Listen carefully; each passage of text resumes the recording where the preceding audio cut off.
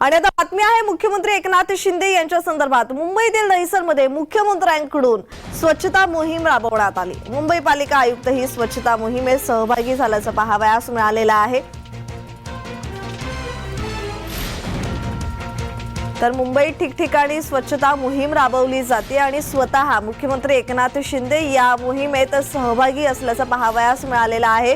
मुंबईतील दहिसरमध्येही मुख्यमंत्र्यांकडून स्वच्छता मोहीम राबवली गेलेली आहे। मुंबई पालिका आयुक्तही या स्वच्छता मोहिमेत सहभागी झाल्याचं पाहायला मिळालेलं आहे।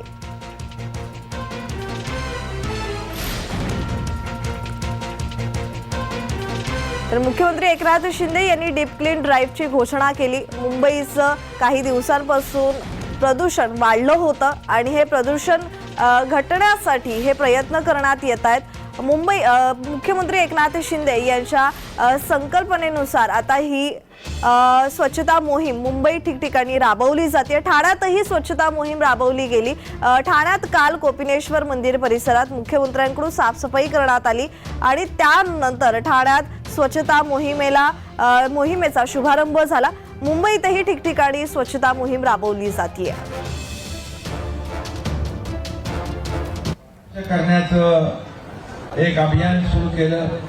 रस्ते फक्त झाडू मारून सोडून द्यायचं नाही, झाडू मारायची, त्यानंतर स्क्रबिंग करायचं ब्रशने, म्हणजे डस्ट धूळ वगैरे सगळे निघून जाते आणि त्यानंतर त्याच्यावर पाण्याने प्रेशर पंप पाणी वापरून पूर्ण रोड धुवून घ्यायचे।